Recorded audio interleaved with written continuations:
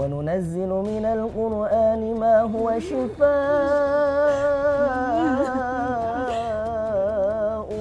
ورحمة للمؤمنين ولا يزيد الظالمين إلا خسارا. Bismillahirrahmanirrahim.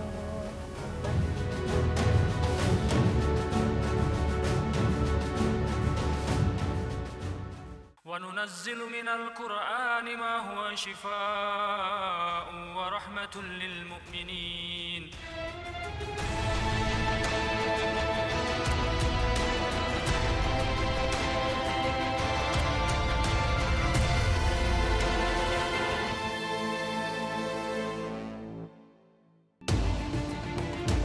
Assalamualaikum warahmatullahi wabarakatuh.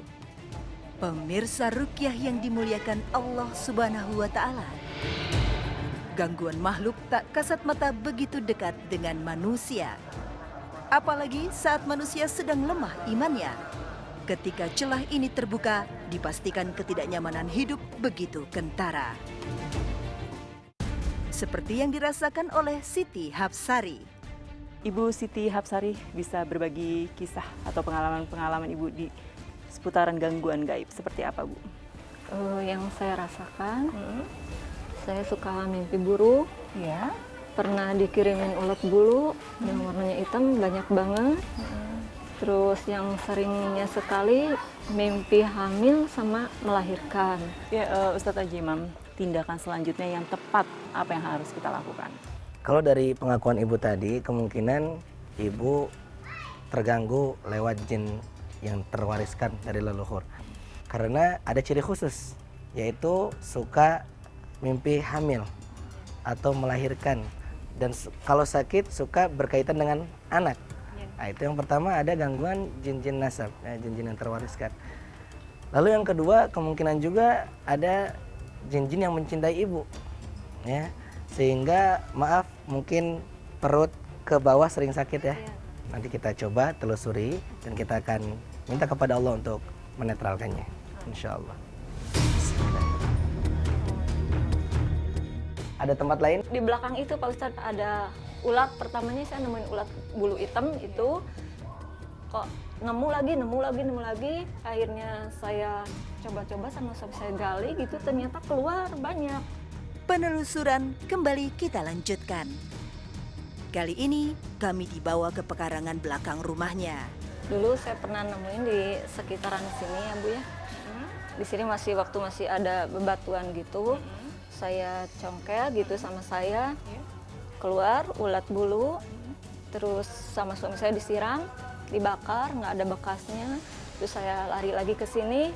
Saya coba korek di sini gitu karena penasaran, mungkin naluri gitu ya. Sama saya diginiin, keluar lagi ulat gitu. Katanya ini rumahnya kan kosongnya lama dulunya. Ada berapa tahun gitu.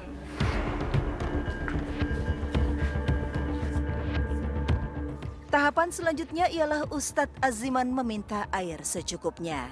A'udzu billahi minasyaitonir rajim. Bismillahirrahmanirrahim.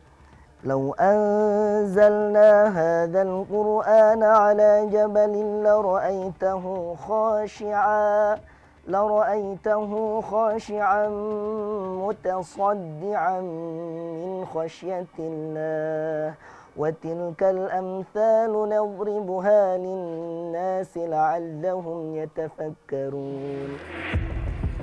Setelah air itu dibacakan firman-firman Allah Subhanahu wa Ta'ala, Ustadz langsung menyipratkan air tersebut ke tempat-tempat yang diduga sebagai cikal bakal gangguan dari bangsa lain.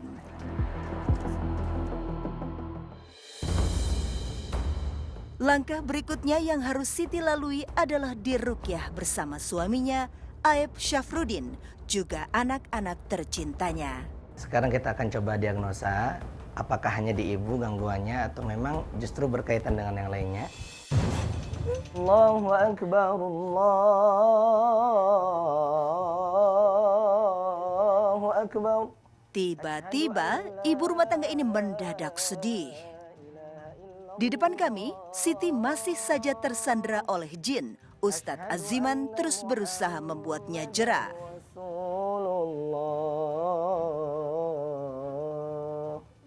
Di tengah-tengah azan, Ustadz menaruh tangan kirinya di atas kepala Siti. Sedangkan tangan kanannya, Ustadz letakkan di atas kepala Afif. Allahu Akbar, Allahu Akbar. La ilaha illallah. Tidak lama berselang, anak lelaki 12 tahun ini terkulai lemas. Tetapi Siti terus saja menitikan air mata. Ya, pemirsa Rukyah, ini kita bisa lihat di antara Ibu Siti Hapsari, kedua anaknya dan suaminya Ibu, yang bereaksi aktif justru Ibu Siti Hapsari dengan putra bungsunya ya. Bisa kita saksikan bersama-sama. Mereka bereaksi secara bersamaan dan saya jadi ingat kata-kata yang disampaikan oleh Ibu Siti Hapsari bahwa dia sangat benci sekali terhadap anak bungsunya tanpa dia tahu permasalahannya apa sih. Tapi saat mereka sedang berjauhan, justru rasa rindu, rasa kangen yang beliau rasakan.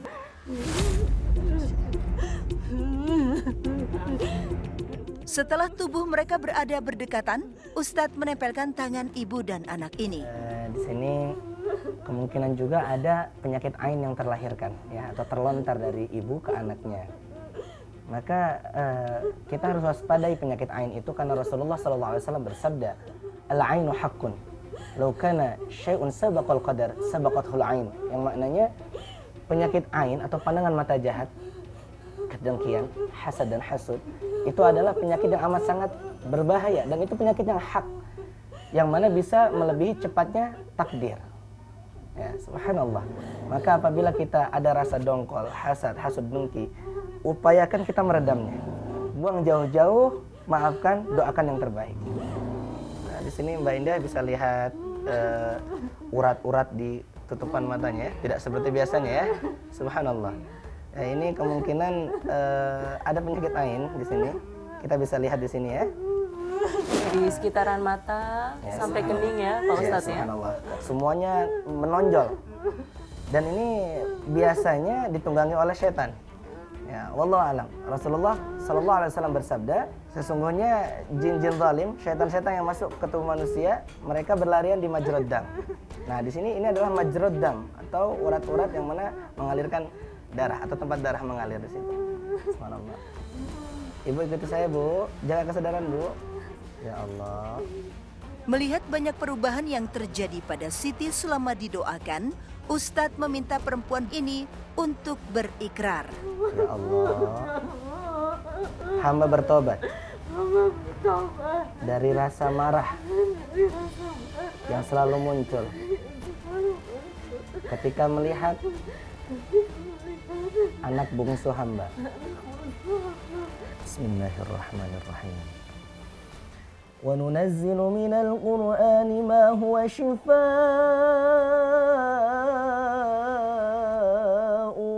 wa rahmatun lil mu'minin wa la yazidudz zalimina illa khasara. Perempuan yang berdomisili di Kelurahan Sukahaji, Kecamatan Babakan Ciparai, Bandung ini semakin melemah. Beres-beres. Saat kondisinya tak berdaya, Ustadz meminta saya untuk menggores-gores perut Siti menggunakan telunjuk kanan saya. Ada yang sakit lagi? Pemirsa Rukyah, Afif sudah kembali memancarkan aura positif. Melihat remaja ini sudah pulih, Ustadz Aziman meminta Afif turut merukyah ibunya. Qul a'udzu birabbil falaq min syarri ma khalaq wa min syarri ghasiqin idza waqab wa min syarri naffatsati fil 'uqad wa min syarri hasidin idza hasad. Baik pemirsa, di sini kita bisa lihat ya bahwasanya sungguh berpengaruh doa orang yang kita cintai. apalagi orang yang ada hubungan batin bersama kita. Maka mari kita doakan anak-anak kita, doakan seluruh sanak saudara kita. Juga kita minta doa kepada mereka, karena bisa jadi doa mereka lebih mustajab daripada doa orang lain untuk kita. Masya Allah. Alhamdulillah, akhirnya Siti terlepas dari pengaruh jin dan ia langsung merengkuh tubuh Afif erat-erat. Allah amat sangat sayang kepada hamba-hamba Allah yang saling mendoakan, saling menyayangi, saling mencintai karena Allah. Apalagi di dalam sebuah keluarga. Pemirsa Ruqyah dimanapun Anda berada, marilah kita ingat kisah-kisah tauladan daripada pendahulu-pendahulu kita. Di sana ada Luqman yang dikisahkan oleh Allah di dalam surah Luqman ya, ayat 11 dan seterusnya. Masya Allah, Luqman memberikan nasihat-nasihat kepada anaknya. Yang pertama, jangan menyekutukan Allah. Lalu yang kedua, bersyukurlah kepada Allah dan bersyukurlah kepada kedua orang tuamu. Karena apa? Karena dengan mencintai Allah, orang tua, dan saling mencintai di antara keluarga, itu adalah tiket surga yang amat sangat mahal. Dan itu insya Allah amat sangat mudah didapatkan apabila kita sadari ayat-ayat yang Allah tuliskan. Wallahu a'lam bishawab. Pemirsa Ruqyah, sampailah kita pada sesi terakhir dalam proses terapi Ruqyah. Untuk apa ini Pak Ustadz sajian ini disajikan di tempat ini? Sebetulnya apabila kita terkena penyakit ain atau keluarga kita ada yang kena penyakit ain, pengobatannya tidak harus menggunakan bekas air. Contoh misalkan kita mendaki gunung, lalu di sana tidak ada air yang kita jumpai. Lalu ada yang terkena penyakit ain dengan izin Allah. Apa yang kita lakukan? Nah, kita bisa makan bersama. Maka di sini kita akan praktekkan makan bersama, semoga bisa menjadi penyempurna menghilangkan penyakit ain yang ada di adik kita. Ya, insya Allah nanti silahkan Bapak Ibu makan bersama. Bismillah, diniatkan ya Allah dengan makan bersama ini lahirkanlah keberkahan darimu. Ya, karena al-barakah fil jamaah, keberkahan terlahir dari jamaah, ya, dari sesuatu yang diamalkan dengan bersama-sama. Bismillah.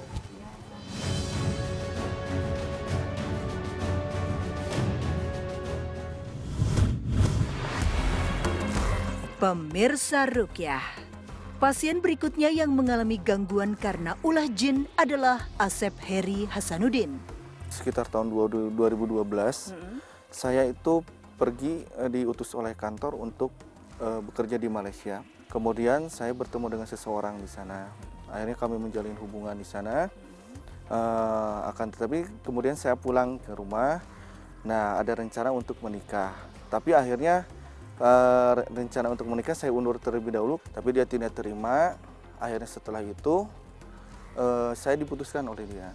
2 minggu dari sana saya langsung sakit. Kemudian saya melihat beberapa sosok-sosok makhluk. Kang Asep, ada nggak sosok-sosok yang menampakkan diri, entah dia menyerang, entah dia mengajak makan atau minum atau mengajak pergi ke suatu tempat? Ada enggak? Ada, Ustadz. Yang mengajak makan sering, yang menampakkan diri juga sering. Jadi sihir-sihir itu sebetulnya amat sangat banyak jenisnya. Ya, jenis tujuannya sangat banyak. Tapi kita di sini kita bisa mengetahui medianya apa sih. Apabila tadi pengakuan Kang Asep, ada yang pernah ngajak makan. Nah, kita harus tahu ngajak makannya ini setelah makan makin sakit atau membaik, begitu kan? Kira-kira ketika Kang Asep habis mimpi makan, itu ada nggak saat-saat Kang Asep setelah mimpi makan itu sehat ketika bangun? Kalau yang menyuapi itu nenek-nenek, ketika saya sudah disuapi, itu justru saya tambah sakit. Tambah sakit, baik. Tapi kalau ada kemudian beberapa bulan kemudian sudah agak sakitnya mereda, itu saya itu ada lagi saya bertemu keluarga saya, bertemu dengan almarhum bapak saya, almarhum kakek saya, dan keluarga saya. Ya, betul. Kemudian kita makan bersama-sama. Tapi setelah makan itu justru saya malah lebih baik. Baik, subhanallah. Baik. Berarti di sini ada indikasi yang mana saling menyerang ya, saling counter, menyerang, di counter lagi antara sihir, khadam sihir dengan nasab. Ya, wallahu alam. Nah, ketika ada makanan katakanlah yang merusak di sini, pernah sakit sini ya? Pernah. Pernah keluar sesuatu? Pernah, Ustaz. Baik, apa itu bentuknya? Kelabang, Ustaz. Subhanallah. Dari perut keluar? Dari perut keluar. Baik. Itu bisa jadi media sihir yang sudah tertanam di perut berusaha dikeluarkan oleh orang jin-jin nasabnya, leluhurnya ya, dengan makanan lagi supaya netral. Maksudnya seperti itu. Jadi di sini ada beberapa indikasi tujuan sihir melalui masyrub atau ma'kul. Adapun buhul-buhulnya mungkin nanti kita bisa telusuri di rumah beliau. Semoga Allah tunjukkan yang hak dan Allah hancurkan yang batil.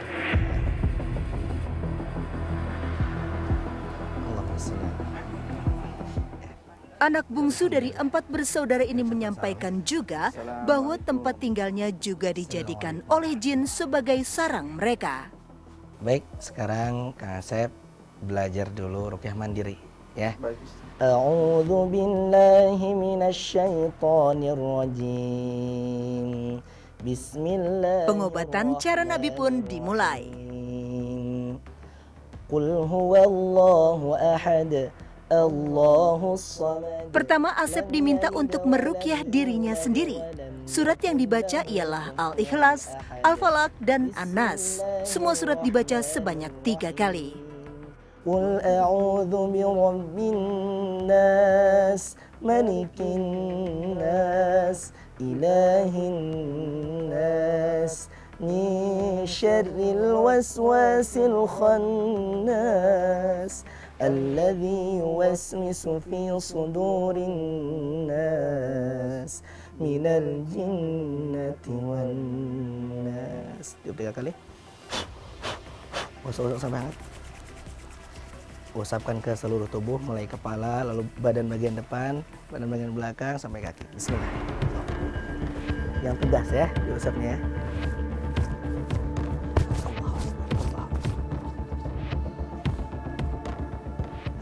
Tapi tetap ya Pak Ustadz ya, tahapan selanjutnya kita harus menelusuri rumahnya Kang Asep, karena memang menurut pengakuan ya, banyak sekali makhluk-makhluk gaib yang berusaha mewujudkan diri tepat di hadapannya Kang Asep. Nah, gimana aja Kang Asep bisa ditunjukkan? Awal pertama ketika saya sakit itu berasal dari kamar ini. Pemirsa ruqyah, Asep begitu gamblang menceritakan pengalamannya seputar gangguan makhluk gaib, sehingga membuat saya dan Ustadz Aziman penasaran dengan kasus yang menimpanya. Kasur, di kasur, kemudian waktu itu entah siapa ada yang mengajarkan saya untuk mengucapkan kalimat la ilaha illallah. La ilaha illallah, la ilaha. Saya tidak tahu apa, hanya terdengar suaranya cepat, la ilaha illallah, la ilaha illallah. Kemudian saya lawan, katanya lawan. Dan sekarang kami ingin menyisir rumahnya dari ruangan satu berpindah ke ruangan lainnya. Insya Allah, mudah-mudahan tidak ada apa-apa. Itu bisa kita ambil nggak ya? Bismillah.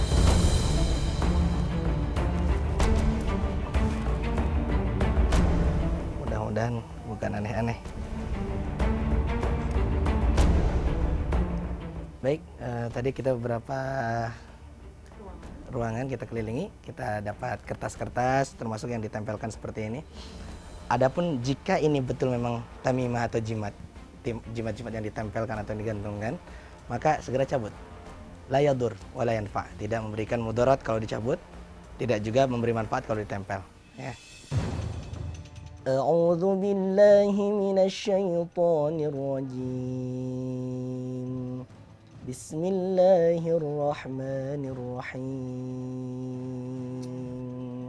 Wa auhayna ila Musa. Pemirsa ruqyah, Ustadz Aziman sudah menggenggam botol berisi air di kedua tangannya. Berikutnya beliau bacakan ayat-ayat untuk melepaskan sihir.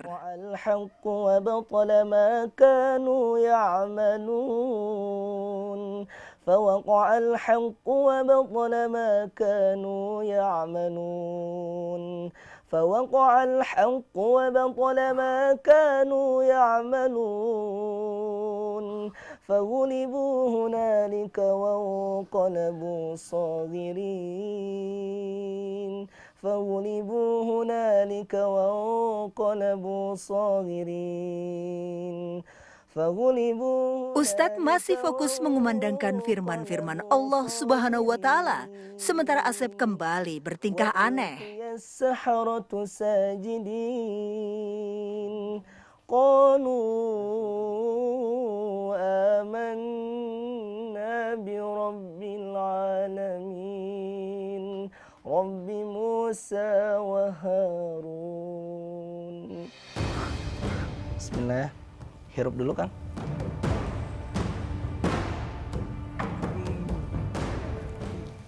Bismillahirrahmanirrahim. والصافات صفا فالزاجرات زجرا فالتاليات ذكرا إن إلهكم لواحد رب السماوات والأرض وما بينهما ورب المشارق إنا زينا السماء الدنيا بزينة الكواكب وحفظا من كل شيطان مارد لا يسمعون إلى الملأ الأعلى ويقذفون من كل جانب. Keluar ya.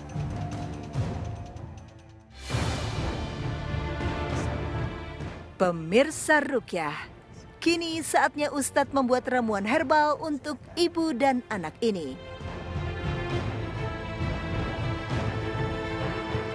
Bacain Al-Falaq, Bu.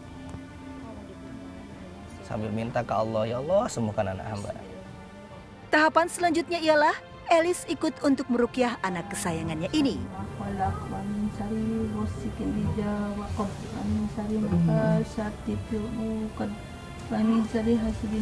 Lagi, Bu. Bismillahirrahmanirrahim. Khusyuk lagi, Bu. A'udzu birabbinas, malikin nas, ilahin nas, min syarri waswasil nas, alladzi yuwaswisu fi sudurin nas, minal jinnati wan nas.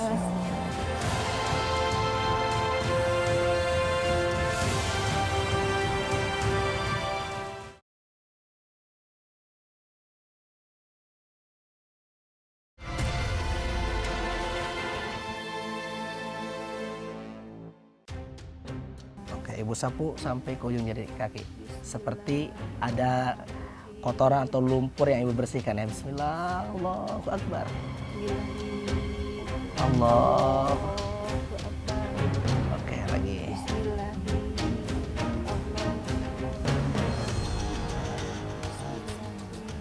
Relax, wah ini tegang semua. Subhanallah. Sekarang mohon ke Ibu, tolong dipeluk anaknya. Didoain betul-betul sekhusyuk mungkin. Minta dilepasin segala gangguan-gangguan buruk yang ada di dalam Kang Asep. Bismillah, mangga sok dipeluk ini.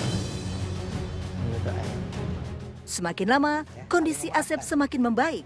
Apalagi setelah ia memohon maaf kepada sang bunda, serta pinta Elis kepada Yang Maha Kuasa. Alhamdulillah. Sun tangan ibunya, sun kening ibunya. Bismillah. Sok minta ridho ke ibu, sing sehat semuanya. Alhamdulillah. Baik. Pak Ustadz Azimam, nah ada solusi gak atau saran-saran agar Kang Asep lebih tebal lagi nih imannya, ketauhidannya lagi? Baik, untuk Kang Asep, juga untuk kita semua, untuk pemirsa di rumah juga, alangkah baiknya kita kembalikan keyakinan kita dan hanya memohon perlindungan kepada Allah Subhanahu Wa Taala. Saya ingat bahwasanya Rasulullah SAW pernah bersabda, "Ala wa inna fil jasadi mudghah, idza salahat salahal jasadu kulluh, wa idza fasadat fasadal jasadu kulluh, ala wahyi al-qalbu." Ketahuilah, kata Rasulullah, sesungguhnya di dalam jasad kita ada segumpal daging.